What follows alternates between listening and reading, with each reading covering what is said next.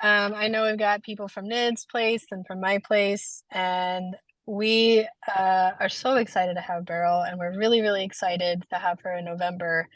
And Niddy has been bringing Beryl down since, gosh, 2016, 17, or 2007, I 2007. mean, 2008. And I don't know No. why I said 16, 2007, 2008. And that's where I got to meet her the first time. And I'm super, gosh, so grateful to Ned because it's how I got introduced to Beryl. And Niddy and I spent a lot of time together during those years, learning the practice that Nydia has made great efforts at modifying for people and making it accessible, and Beryl in the same way. And I feel like when I get to go and visit with Beryl, it's also a big time to work in the more internal practices of meditation and pranayama. And so I know Nid's going to be leading some of those practices when she's at her space. We're going to do the same. We're going to have some asana practice at the union. So I just wanted you guys to get to meet Beryl. And for us, we just finished 6 weeks of our pranayama club. We did 6 weeks daily of breathing, and I'm so proud of our people for doing that. So I'll let you take it away, Beryl. Great. Thanks, Sarah. Gosh, oh, I love when you do that, Nydia. She sends up her hearts. Let me tip this up a little bit. This is so much fun to do. And Sarah, thanks for setting this up. And yeah, it's San Antonio, and I always say this when I go down, it feels like my home away from home. I'm always happy to go down there. I'm such a tourist. I love doing the river walk and seeing all the Nydia's chickens and dogs and hanging out with Sarah and Lisa. And so this is great. So congratulations to those of you that just finished this 6-week program with Sarah. Yes, we're all new to yoga. It's all relative. I mean, compared to the fact that, we can trace it back about 3,000 years, that makes us all kind of newbies. But what is so profoundly impressive to me is how I'm doing a course right now on a study course on the text for classical yoga, and it's a 2,000-year-old text. It's called the Yoga Sutra, and it's pretty heavy duty going. We depend a lot on the commentary of people who have translated the text, but what's impressive to me is the incredible relevance of the teachings. We got the same problems they had 3,000 years ago. We haven't evolved much as a enlightened species. Maybe a few of our species have, but it's so relevant. And the methodology, I talk about this a lot, and Sarah and Nydia will smile as I say this, I know, but this is such a brilliant methodology. And it's not, and Sylvia, I think you'll appreciate this because it's not dependent on an ideology or a dogma or a religious tradition. It's not like you have to accept a certain, set of beliefs before you can begin to do these practices. The path of yoga is a um, very experiential path that we get a set of instructions from our teacher, just as Sarah gave you guys these pranayama practices to do. And then you do them. And then you see where it takes you. It's like you get a map and your teacher says, look, I really can't teach you yoga. Yoga is an experience that you're going to have for yourself. But here's the map. Follow these instructions and see where it takes you. And if you like where it takes you, that's great. Keep doing it. If you don't like it, maybe this isn't the path for you. But my feeling now is, especially in today's world with the divisiveness and the turbulence and the insanity that's going on in the world, that having a practice, not a particular practice, but any kind of a practice, that where you're working on yourself, you're trying to, you're working on your own personal evolution, is absolutely critical, because the whole point of meditation and, well, asana and pranayama, the outer limbs of this yoga path, are to prepare us for sitting and in meditation and beginning to learn about the nature of our mind and the nature of reality. the true nature of reality. And since finding the truth in today's media blitz is extremely difficult, the fact that I have a methodology that says if you do these practices, your ability to see clearly is going to become greater and greater and greater, and you will discover what is true for yourself. And I think that has become, I'm just so grateful that I have a practice, and I've been stumbling along this path for, 50 years or so. So the fact that, you're lucky enough to have been turned on to these practices, and that you can sit on your own and begin to investigate how these practices make you feel and what the benefits are, and collect the data for yourself. You don't have to depend on other people telling you what's going to happen, and that kind of develops your faith in Maura's been kind of following along in the sutra study course, and I'm be interested to hear her comments about what she thinks about this whole methodology. But more, I'll give you a second to think about that. Who else is in who else said they were in? Marla, were you in the pranayama class? Now I was. Oh, wait, Sylvia, Jen is the one who said she's the beginner. So Jen, that was for you. Sylvia, so what are you, who are you and why are you? Why am I here? Um, well, I've been doing yoga for a while. I started with Nydia and it was really fun. And then I went to Sarah and that's really great. And I've been with Sandy and it's just you learn so much about your body each time you go in, little tiny, tiny things. And then the breathing, you go into the doctor's office or the dentist office and you can really fool those people. Yeah. So yeah, I've enjoyed it. You are so lucky to have had Nydia and Sarah and Sandy as your teachers. I mean, three wonderful teachers. We all kind of started with Nydia. If it weren't for Nydia, I wouldn't be here talking to all of you, as Sarah alluded to. And, the idea that we start with the body, that makes such perfect sense. Thich Nhat Hanh talks about that a lot, and how the first step in our yoga practice is to begin to connect to the body, to pay attention to the body. Normally we just, until it starts to break down, we don't pay a lot of attention to it.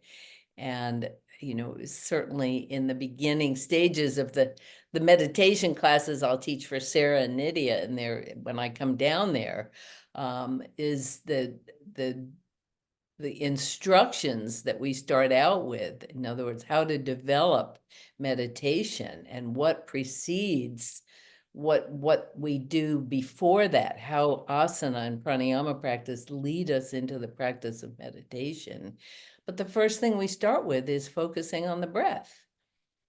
And the breath is the bridge between our mind and our body. I mean, I can see all of you are physically here, but I have no idea where your mind might be now.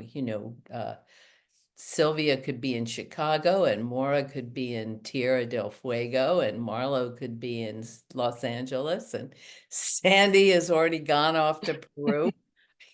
Actually, she's physically going. So, the objective of all these practices is to get us in present time, to get our attention in the present moment. Why do we want to do that? It isn't always such a great place to be. I mean, sometimes it's very uncomfortable, but without the uncomfortable moments, without the challenges, without the, something to push up against, there's no evolution, there's no personal growth. If you think about your own life and when your moments of, of greatest challenge and difficulty have been, and if you survive it, you come out stronger and more conscious and more aware, and often more compassionate and understanding and sympathetic to the plight of others. And so it's essential that we go through challenge and suffering. But there's a way to end suffering, and these practices help us make choices that lead us to happiness and freedom. and away from suffering and bondage. So, the idea, we're always rushing to whatever is next. We feel this burden of, I got to do this and I got to do that. And I get up in the morning and I got to shower and then I got to eat. And while we're eating, we're thinking about work. While we're driving to work, we're thinking about all the errands we have to run. And then if there's a project due or a work due, or, we feel this, and that idea of slowing and stopping and, okay, take a breath. I can only do what I can do in this moment. Look, isn't it a beautiful day? Look at all this wonderful traffic I'm sitting in. Isn't all these lovely people all stuck here and they're all stressed out? I'm just gonna take a breath and appreciate the fact that I can breathe and I can see and I can drive and I can afford to buy gas and I'm not in Lebanon or Sudan, or, we're so fortunate. And people often say to me when I say, well, it's about getting your attention in present time. And people say, but I know you say that we got, but suppose we don't want to be in the present moment. I said, fine. See if you can get out of it. If you can figure it out, let me know how you're going to do it. Because, you can take drugs, you can, do all kinds of addictive behavior to entertain yourself and try not to be in relationship with what is really going on. But once we wake up to the fact that we really want to know who we are, what is the nature of our mind? What is the truth out there? Why was I born into this body? Just to get old and get sick and die? What's the point? So you start asking I started asking these questions when I was very young. I'd sit and look up at the sky and go, what's out there? So that in the Buddhist tradition, this is interesting. When those questions carry over from your previous lifetime, that you've been doing some work on the spiritual path, and that you've sort of awakened to the fact that, oh, maybe there is something that exists beyond the end of this lifetime. Haven't we? Christine, let's hear from you. How are you? Hi. I'm doing well. I want to tell you why I'm here. It's that I have been meditating for years and I have been alone in that endeavor and on that path. And I've been looking for teachers, somebody who I could learn from. And I think Nydia is a teacher to me. And I think so are you, Beryl. So I just am like mesmerized in listening to the words that you tell us, because it brings pieces together in a very logical way for me. Well, I have to commend you. I mean, developing a regular practice is not an easy thing to do, particularly if you're on your own and you don't have a community. One of the things, and I keep referring back to the Buddhist tradition, when you begin a practice in that tradition, you sort of what's called taking refuge. You take refuge in the Dharma, the Buddha, and the Sangha. The Dharma is the path, is the teaching. And the Buddha was famous for saying everything is the Dharma. In other words, every experience you have can be a teaching. It reminds me of our friend Mary Beth McKenzie, who was on our teacher training faculty. When she was faced with difficult times, she would always kind of stop and go, address the universe and say, thank you for the opportunity to practice, Right. so it's, to really accept the fact that, we're going to go through challenges really requires the support of the support of the Sangha or of the community. So the Dharma, the path, is the Dharma is the path. The Buddha is the teaching. all of us are of Buddha nature, Nydia, Sarah, you, me, all of us, but the teacher can be in any form, and not all teachers are created equal. Some are better than others, but you sort of get the teacher you're ready for. I think just the way you get you get the experiences that you're ready for. And the Sangha is the community. And that's when you take refuge in the Sangha, when that's your right tribe. That's the people you reach out to when you're sort of having difficulties and you say, oh my God, I'm not sure this is gonna work. But so I have to give you a lot of credit for developing a practice on your own. I hope, Christine, where are you? Do you live in San Antonio? I do live in San Antonio. Good. I hope to see you when I come down. That'll be great. Right. I think so too. Maura, there you go. Hi, everybody. So I live in Connecticut, and over the summer, along with Marcy, I did Beryl's yoga and longevity workshop at Omega, and it was just an amazing experience. I highly recommend it to everyone. There were some fabulous teachers there.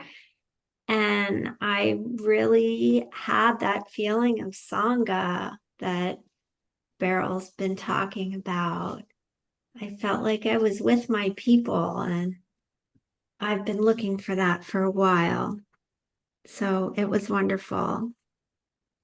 It's great to have you here too, Maura. Thanks so much for being here. One thing, let me say this before we get started, is a couple things. When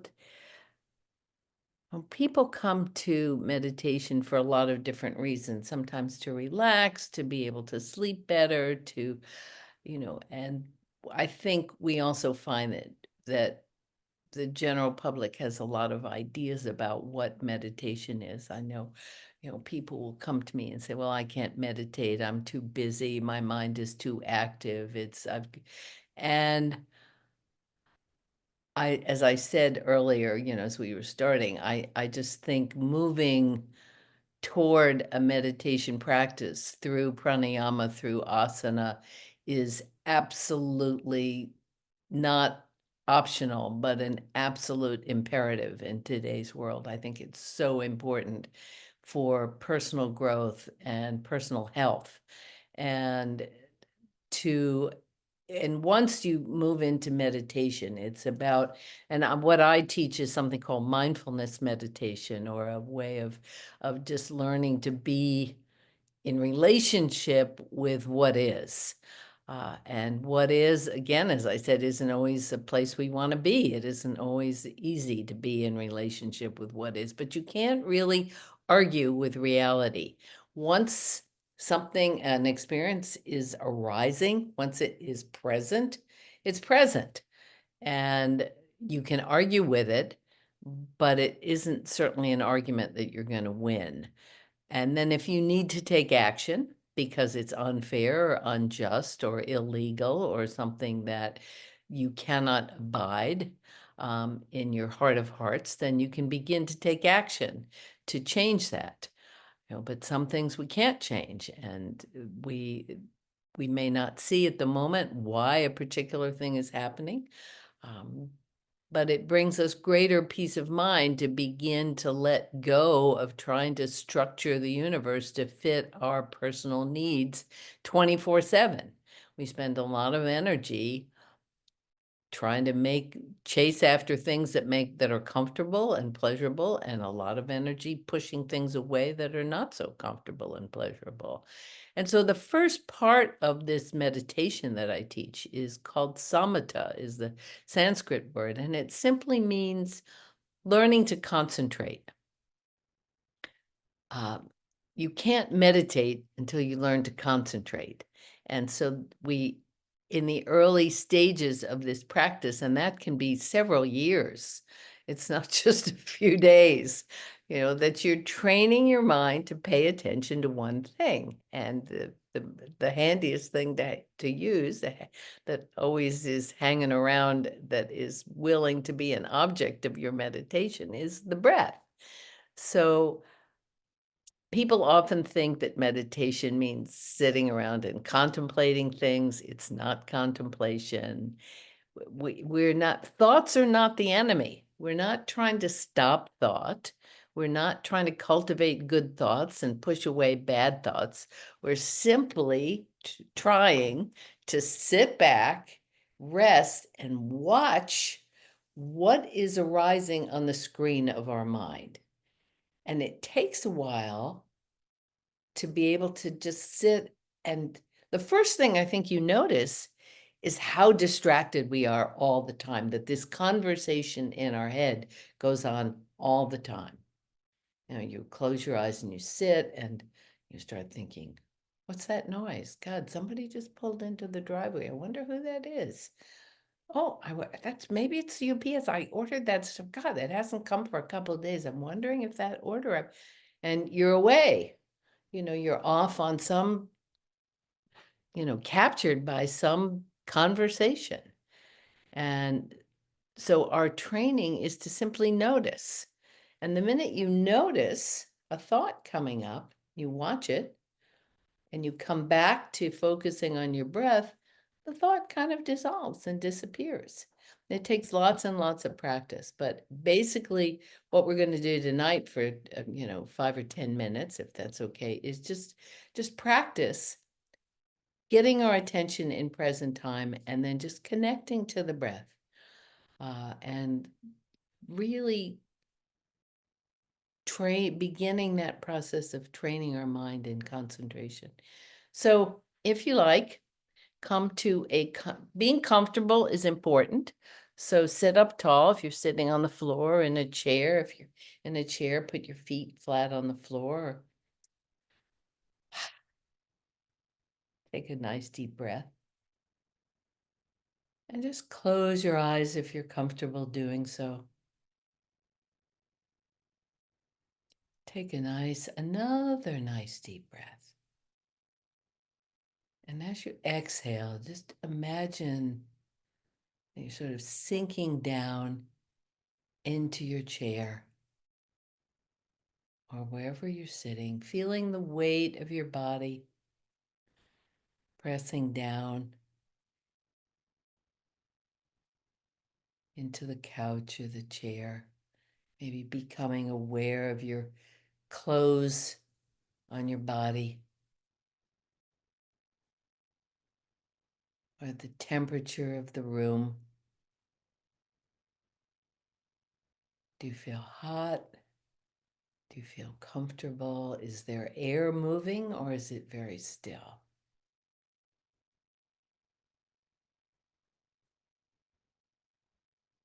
And if your feet are on the floor,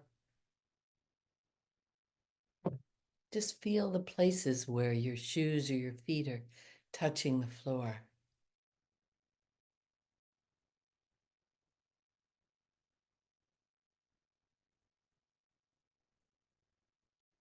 Finding a balance in your sitting position between making an effort to sit tall, not collapse, not falling asleep, and to be relaxed. So it's like a balance between effort and ease. You're not straining, the muscles aren't radically contracted. You're just tall and erect and relaxed.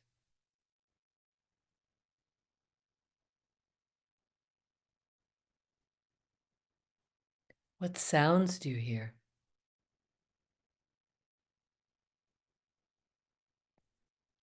Maybe you're in the city, you hear traffic.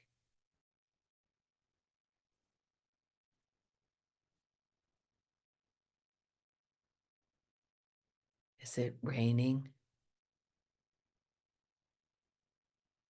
Can you hear family members moving in the house? or birds singing, or sirens. Let sounds just be sounds, not good sounds, not bad sounds, just sounds. Just notice them. Let them be.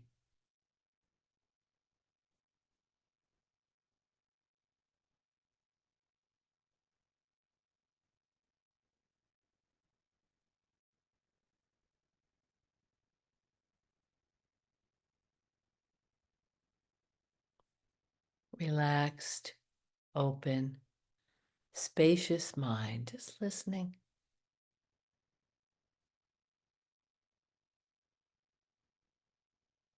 Even if it's very quiet. Is there a sound?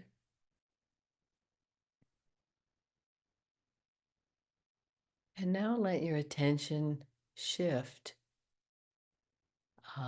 to your breath and notice that you're breathing.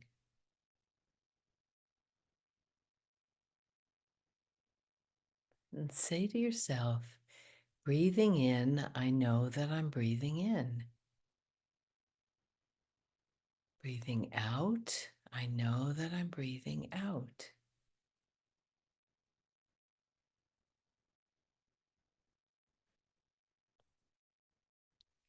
See if you can find a place in your body where you can feel the movement of your breath. Maybe just below the tip of your nose and your upper lip, or in your belly or your chest.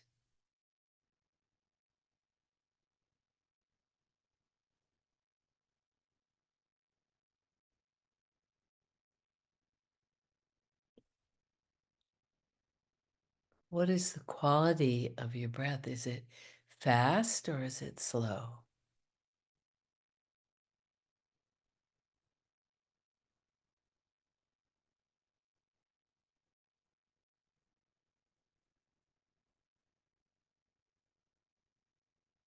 Is it dry or humid?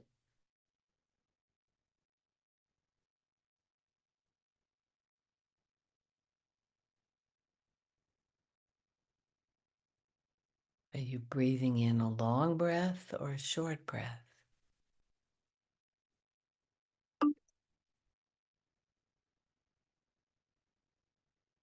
And then picking one of those qualities, say to yourself, breathing in a long breath. I know I'm breathing in a long breath, breathing out a long breath. I know I'm breathing out a long breath.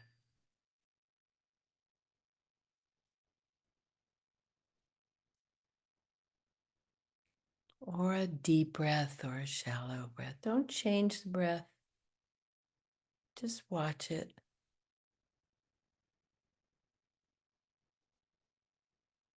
Can you feel the air traveling up the passages of your nose?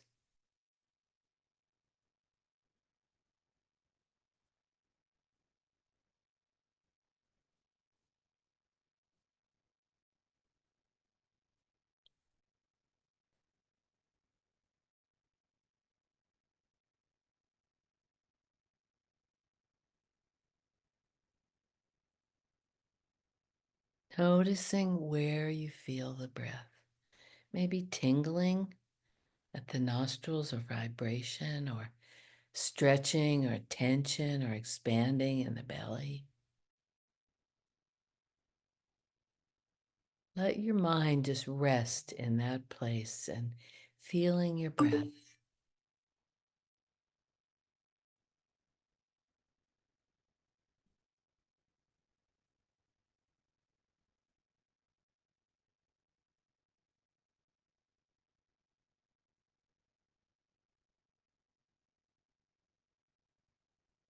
And when a thought pops up, just notice.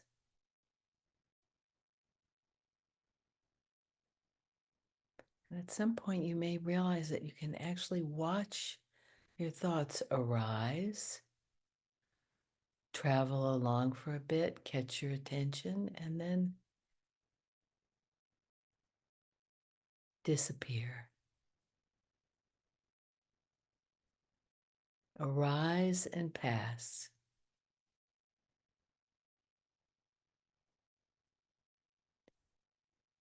And then begin again. Reconnect, re-anchor to your breath. In and out.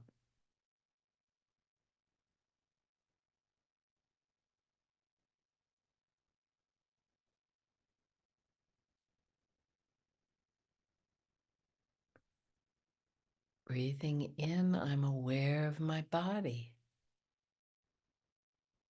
Breathing out, I'm aware of my body. How are your hands? Are they relaxed? Any tension in your shoulders? Your neck? How is your nervous system? Are you beginning to quiet down?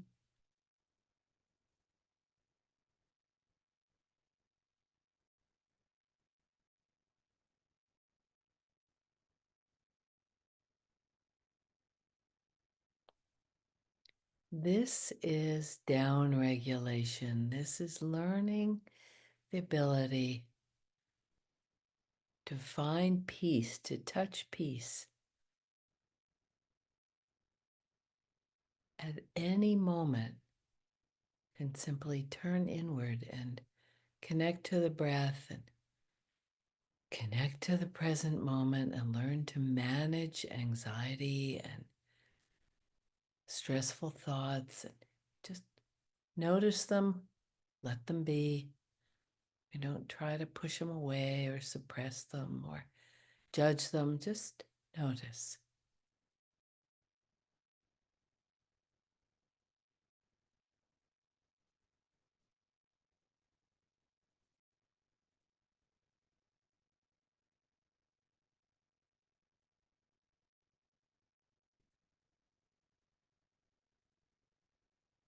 And now begin to just deepen your breath again. Take a nice deep breath once more.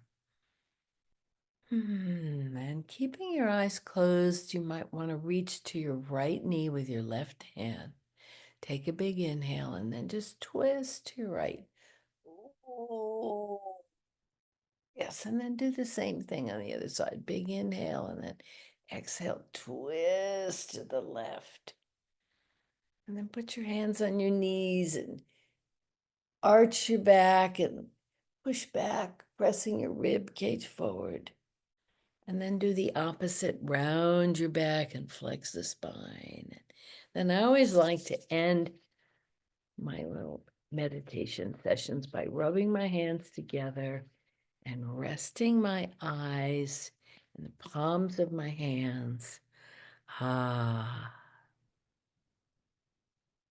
Slowly open my eyes and coming back to the world around me. You're all still here.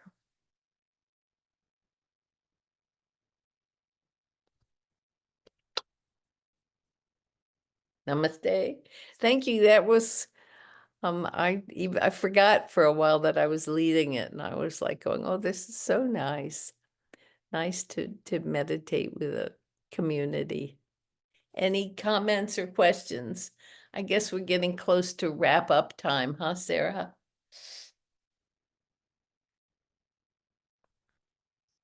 Thank you, Beryl. Thank you so much, Beryl. And I hope this was helpful. I hope to see those of you in San Antonio